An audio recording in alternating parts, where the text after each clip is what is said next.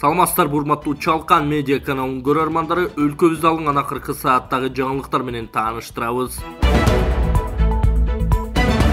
Ажылык 2023 зыяратчылардын жашы чектелбейт. 2023 жылдагы ажылык сапарга каттоо 24 январда башталды, ал 14 февралга чейин уланат. 2019-2022 жылдардан тарта электрондук кезекте турган ажылык сапарга баруучу талапкерлер 1000 АКШ долларын РСК банкына иш убактысы бүткөнгө чейин төлөп, квитанциясын жана каттоого тиешелүү иш кагаздарды муфтияттын түзүмүндөгү облустук, шаардык казыяттарга жана райондук хатибияттарга тапшыруусу керек. Жаңыдан ажылыкка барууну каалаган талапкерлерди каттоо ID карт паспорттун негизинде 20 февралдан 6 мартка чейин жүргүзүлөт. Быйылкы жылы ажылыктын өзгөчөлүктөрү, баасы, каттоого керектеле турган документтер туурасында алдыда кененирээк токтолобуз.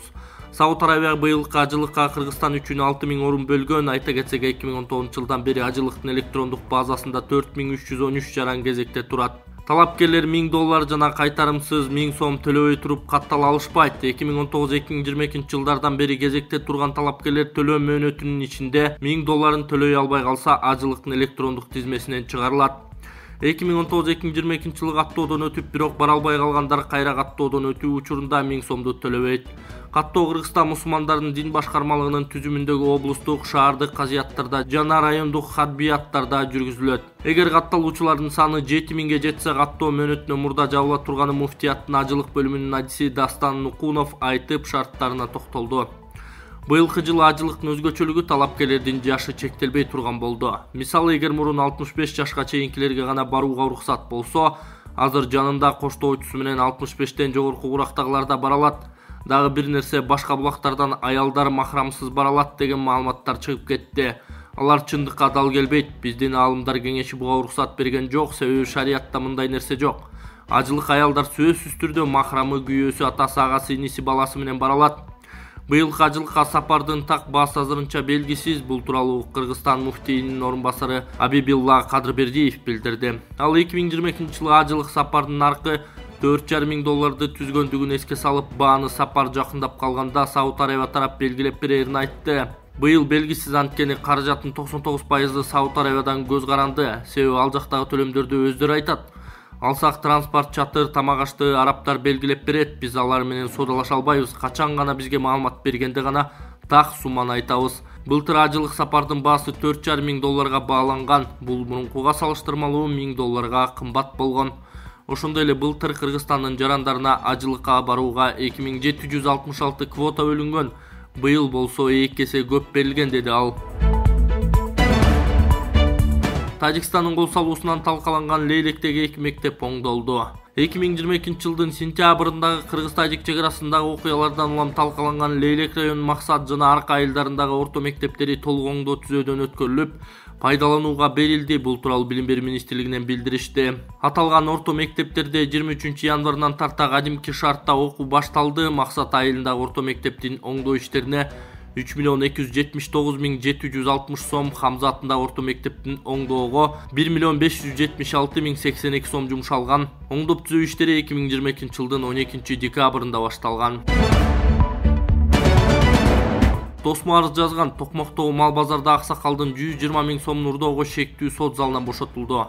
Токмоктогу мал базарда карыянын 120 000 сомун урдоого шектелип кармалган жарандын иши кыскартылды. Бул тууралуу Сереп медиа маалымат агенттигине Чүй облустук сотунан билдиришти. Маалым болгондой, карыя тосмо арыз жазган, шектүү сот залынан бошотулган. Мындай чечимди 16 январда Токмок шаардык соту чыгарган. Эсиңиздерге салсак, 2022 жылдын 16 октябрында социалдык тармактарда Токмоктун мал базарында ашка жылкы алганы барган карыянын 120 000 сомун уурдап кетишкени тууралуу видео тараган. Чөнтөкчүлөрдү аксакал байкабай да калган. Айласын таппай турган карыяны көргөн жарандар ошол жерден акча чогулта башташкан. Алар 115 500 сом чогултуп беришкен. Кылмышка шектелип 1983 жылы туулган Токмок шаарынын тургуну кармалып, убактылуу кармоочу жайга киргизилген. Ал келтирилген 120 000 сом чыгымда милицияга кайтарып берген. Ага уурлук беренеси боюнча айып тагылган. Assalomu alaykum туугандар, Москвадагы мекендештер. Биз экинчи оюнга старт бердик туугандар. Бул эки матизди сразу айтып кетейин, айтпасам болбойт. Биздин биринчи турда машиналарды уткан адамдарга акчасын бергенбиз. Бул оюнда 3 машинанын тең акчасы берилбейт, алып мас жакылып айдайсыздар туугандар. Эки матиз, Ланос алдыңкы приздер. Главный призибиз 2 конвертте 50 миңден бар туугандар. 2 конверт 50 миң. Анан 7 телефонубуз бар, 7 iPhone. Мен силерге сразу көрсөтөйүн. Бул оюнда туугандар ким көп билет алган, iPhone 13 алат. Ким көп алган, ким көп билет алса iPhone 13 тутасыздар туугандар. Анан бул iPhone 11. Будан 6 штук. 6 штук. 6-сыны ким 10дон ашуу билет алгандарга коюп берем. Бирөөңүздөр утуп кетесиздер. Көп алгандар адамдардын арасынан бирөөңүздөр утасыздар. Ошондо бул 6-7 телефондон тышкары 110 конвертте 1000 рубльден призлерибиз бар туугандар. 110 конвертте 1000 рубльден призлерибиз бар. Билеттин баасы ошондой эле 500 рубль болот. Билеттин количествосы 2400 болот туугандар. Экрандагы номерге Сбербанк WhatsApp уланган, акчаны которосуздар, чекти жөнөтөсүздөр, бир күндө билет жазып беребиз туугандар. Анан биз башында айтып кеткенбиз, ар бир оюнчулардын атынан жаш балдарга, жанагы ден соолугу чектелген балдарга жардам беребиз. Салымыңыздар зор болот туугандар. Ойноңуздар, утуңуздар. Азыркы моментте 300 билет сатылды. Баарыңыздарга ийгилик туугандар.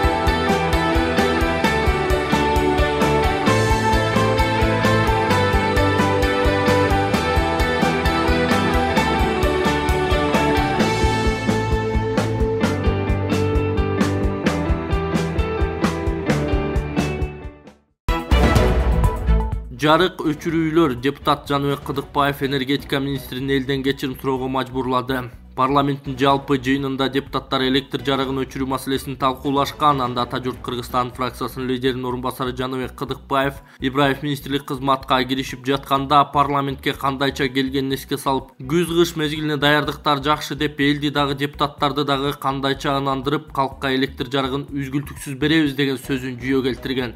Ал эми Таалыбек Ибраев чындап айтканын мойнуна алып, суунун деңгээли 1 миллиард куб метрден ашык көбөйгөнүн айткан. Бирок ага карата депутат Жаныбек Кыдыкбаев министрди түзүлгөн кырдаал үчүн элден кечирим суроосун талап кылды.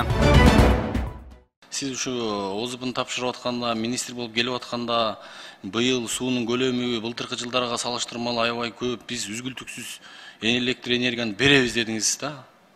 Ошого бүгүнкү кырдаалга кандай комментарий бересиз? Эмне себептен ошол сөздөр айтылган? Суунун көлөмү былтыркыга салыштырмалуу 1 миллиард 400 миллион тегерегинде көп. Айткам мен ал жөнүндө. Суу жөнүндө маселе жок. Кестердин иштеши боюнча энергетика айттыңыз эле го. Биз светти өчүрбөйбүз, үзгүлтүксүз беребиз дегенсиз да? Мен жана бул сизге чейинки депутаттар суроо бергенде да айтып кеттим. Бүгүнкү күндө бир мисал келтирейин. Эгерде ошол эле Көкжар жаңы конушунда 1000 абонент болсо, ошонун 400-ü газ менен колдонуп атса, бүгүнкү күндө жанагындай азыр Газпром айтып аткандай, газдын басымы азайганга байланыштуу элдер электр энергия отурду. Азыркы күндө Кыргызстандагы чыккан электр энергия 3360 мегаватт болсо, биздин колдонуубуз 3740 мегаватт болуп атат. Бул суудан да эмес, гэстен да зависит этпейт. Айтпаңыз, урматтуу министр, сиз региондордо газ жок, айылдарда аякта дагы өчүп атат. Мен дагы бир жолу кайталап кетейин. 3360 мегаватт болсо, биздин чыккан электр энергиябыз Кыргызстандан чыккан үргүндө 3740 мегаватт колдонуп атабыз. Жок, сиз баягы сөзүңүздү айтып атам да, мен эстетипчи, мурун келип атканда, озуп тапшырып атканда үзгүлтүксүз беребиз дегенсиз. Макул, Бишкек шаарынын туура түшүнү менен кабыл алалы, газ жок экен. Бирок региондордо кантебиз? Областтарда, райондордо. Эми сиз туура көрсөңүз, биз өзүңүз көрүп аткандай, бул кырдаал бизде эле эмес. Ошо газы өзүлөрү чыккан Өзбекстанда дагы, өзүлөрү чыккан Түркмөнстандагы, электр энергия чыккан мамлекеттерде дагы, бардык мамлекеттерде мындай кырдаал суук болгон эмес. Ошого байланыштуу бизде бүгүнкү күндө кошуна мамлекеттерден биз сурап түнкүсүн ала койчу элек. Мына бүгүнкү күндө азыр түнкүсүн Казакстандан алып атабыз. Азыркы күндө өзүлөрүндө дефицит болуп атат. Биздин дагы бир жолу кайталап кетем, биздин чыккан электр энергиябыз, биздин Кыргызстанда колдонгон электр энергия жетпей атат. Элдер колдонгондон аз болуп атат. Ошого байланыштуу биз чектөө киргизип атабыз. Эгерде биз чектөө киргизбесек, мен жана кайталап кеттим, анда орта бизде эле эмес, Орта Азияда авариялык өчүрүүлөр туура болот. түшүнсөңүз, сиз кошуна мамлекеттер менен салыштырмаңыз. Ал жакта суук мындан да катуураак болду. Мындай сууктар Кыргызстанда болуп эле келген, себеттер өчпөй эле келген. Сиз министр болуп келатканда ушунун баарын эске алып, же болсо сиздин максатыңыз министр эле болуп отуруш керек беле ошол кездечи? Сиз айтышыңыз керек болчу. Ушундай авариялык эмелер, форс-мажорлор болуп калышы мүмкүн, өчүрүлүшү мүмкүн депчи. Жаныбек Султанович. Гидромет болсо бул суукту 10 күн мурун айткан. Бизде суук болот деген. Ага эч кандай даярдык болгон эмес силерде. Алдын алган эмессиңер. Жаныбек Султанович, убагында 2010-жылы Кыргыз мамлекети 15 миллиард киловатт саат электр энергия чыгарчы да 5 миллиардын кошуна мамлекеттерге сатчы. Бүгүнкү күндө калктын өсүшүнө байланыштуу, мына урматтуу депутатыбыз айтып кетти, 1-2 жылдын ичинде 838 миң адамга көбөйдүк деп. Колдонууга байланыштуу, көп колдонууга байланыштуу биздин болгон Кыргызстандагы чыккан электр энергия генерациябыз бизге жетпей калып атат. Ошон үчүн мен жана айтып атам, бүт жоопкерчиликти алып туруп, жана гидроэлектростанцияларды куруш керек деп. 2009-жылдан бери бизде 1 мегаватт курулган жок. Ошого байланыштуу бизде бүгүнкү күндө потребность көп болуп атат, а выработкабыз аз болуп атат. Ошол мини гэстер курулса, сиздин линияларыңыз, чубалгылар көтөрө алабы? Мини гэстер эч кандай эмени чечпейт. Мини гэстер көп болсо бир 100-150 мегаваттын кубаттуулугун көтөрүп берет. Бул бир эле областтын колдонгон электр энергиясы. Биз чоң гэстерди курушубуз керек. Чоң гэстер мына мини гэст эле эң кыйын болуп Баткордум дегенде 2 жылда курат, так 3 жылда. Чоң гэстер 3 жылдан 5 жылга чейин курулат. Сиз айтыңызчы, ошо ОЗУ тапшырып атканда үзгүлтүксүз берем деген сөздү мойнуңузга алып атасыз да? Алам мойнума. Эч кандай жоопкерчиликтен качпайм. Мен айткам, Кудай буйруса, суубуз бар, электр энергия контракт түзүлдү, көмүр бар деп. Мен былтыркыга салыштырмалуу, былтыр эсли 55 миллион болсо, быйыл 75 миллион болду. 20 миллионго электр энергия көп колдонулуп атат. Жок, сиз аны заранее билгенсиз да, бирок ошо ОЗУ тапшырып атканда андай эмеге айткансыз. Мындай 30 жылдын ичинде Жаныбек Султанович, мындай колдонуу эч качан болгон эмес. Бизде 65 миллиондон ашкан эмес эч качан. Быйыл 77 миллион болду. Мына азыр айтып атпайм, газдын басымдуулугу азайды. Мына Газпромдун представители айтып кетти, 9,5 миң эл Ош областында, 2,5 миң эл абонент Жалал Абад областында. Ошонун баары тең азыр бүгүнкү күндө электр энергияда отурат. Майлуу суу 1735 абонент электр энергияда отурат. Азыр бардык жерде бүт элдин баары тең ошо электр энергия менен аргасынан колдонуп атат. Ошого байланыштуу жана 20 миллион 500 миң киловатт саат көпкө колдонуп кетти да. Сиз ушунун баарын заранее эле билгенсиз да, 30 жылдан бери иштеп жүрсөңүз, ошол ОЗУ тапшырып атканда эле кышка даярдыктарды элге мындай түшүндүрүү иштерин жүргүзүп койсоңуз болмок. Сиз ошол кезде кыргыз элин алдадыңыз да. Сиз үзгүлтүксүз светти берем депчи. Бүгүнкү күндө жоопкерчиликти сезип атсаңыз, эл алдынан кечирим сурап койбойсузбу? Мен жоопкерчиликти бияка милдеттеме алып келгенден кийин жоопкерчиликтен эч качпайм. Эгерде менде күнөө кетсе, мен кечирим сурайм. Шавкат Мирзиёев Кыргызстанга 26-27 январда келет. Өзбекстандын президенти Шавкат Мирзиёев 26-27 январда мамлекеттик сапар менен Кыргызстанга келет. Бул тууралуу президенттин администрациясынын тышкы саясат бөлүмүнүн башчысы Муратбек Айзимбакиев билдирди. Маалыматта сапардын алкагында Кыргызстандын президенти Садыр Жапаров менен эки тараптуу сүйлөшүүлөр болору айтылган. Өлкө лидерлери тар жана кеңейтилген курамда Кыргыз-Өзбек стратегиялык өнөктөштүгүнүн кеңири чөйрөсүндөгү маселелерди, ошондой эле достук, боордоштук жана ынак коңшулук мамилелерди мындан ары өнүктүрүү пландарын талкуулашкан. Ошондой эле мамлекеттик сапардын алкагында эки өлкөнүн ишкер чөйрөлөрүнүн ортосундагы байланышты чыңдоого багытталган Кыргыз-Өзбек бизнес форум өтөт деп билдирди Азымбакиев. Мындан тышкары бир катар эки тараптуу документтерге кол коюлары айтылды. Алгач Өзбек лидеринин өлкөгө өткөн жылдын 10-декабрында келери айтылган. Бирок мамлекеттик сапардын мөөнөтү жылып, Мирзиёев Кыргызстанга 2022 жылдын аягына чейин келери айтылган болчу. Сапарды жылдыруунун себеби айтылган эмес. Колу буту байланган Чүй каналынан сөөгү табылган кишинин өлүмүнө шектүүлөр аныкталды. Буга чейин Чоң Чүй каналынан 4 күндөн бери изделип жаткан эркек кишинин сөөгү табылган, анын өлүмүнө шектелип 2 адам кармалганын Чүй облустук ички иштер башкы башкармалыгынын басма сөз кызматынан кабарлашты. Милициядан маркумдун денесинде тактар болгонун, ал кол буту байланган абалда табылганын билдирет. Ыкчам тергөөнүн жүрүшүндө каза болгон жаран 2022 жылдын 19 декабрынан бери дайынсыз болуп изделип жаткан 1989 жылы туулган жаран экени такталды.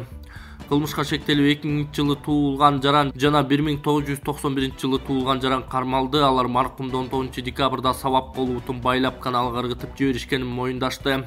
Кармалгандар убактылуу кармоочу жайга киргизилип, тергөө уланып жатканы маалымдалды. Kumtur Gold Company Tengiz Böltürktүн билдирүүсүнө жооп кайтарды. Kumtur Gold Company жабык акционердик коому анын мурдагы жетекчиси Tengiz Böltürktүн алтын кени тууралуу жазган катына жооп кайтарды. Урунттуу учурлар. Tengiz Böltürk компанияны 1 жылдан ашык башкарды, бирок коо сөздөр жана жомоктогудай айлык алган шектүү кишилерди ишке тартуудан башка эч кандай реалдуу кадамдар болгон жок. Ушул убакка чейин Kumtur анын ийгиликтүү башкаруусунун кесепетин жоюуга аргасы болуп келет. Бөлтүрүк жалдаган кымбат экспаттардын баардыгы атамекендик адистерге алмаштырылган. Алтын кенинде геологиялык иштер кызуу жүрүп жатат. Карьерден 135 тоннадан ашык алтын алынса дагы 112 тоннасы калдык сактоочу жайда турат. Калдыктарды кайра иштетүүчү технологиясын тандоо боюнча сынак аяктады. Жылына 12 миллион тоннага жакын калдыкты кайра иштетүү пландаштырылууда. Дамбанын курулушу катуу көзөмөлгө алынгандыктан калдык сактагычтардын толуп калуу коркунучу жок. Эске салсак, bir күн мурун Kumtur Gold Company жаактын мурдагы жетекчиси Tengiz Böltürk Kumtur 2023 жылы жабылып калышы мүмкүн деп айткан. Белгилей кетсек, башкы прокуратура Kumtur Gold Company ишканасын текшергенден кийин 3 кылмыш ишин козгоп, карусал схемадан улам мамлекетке 1 миллиард сом өлчөмүндө зыян келтирилгенин анықтаган. Мындан улам жетекчиси Tengiz Böltürk 13 сентябрда кармалып, учурда тергөө абагында отурат. Андан мурда эсеп палатасы Kumtur Gold Company ишканасынан финансылык алешемдиктерди аныктап, компания жетекчиси Tengiz Böltürk менен финансы директору Рыспек Токтогулов кызматтан четтетилген.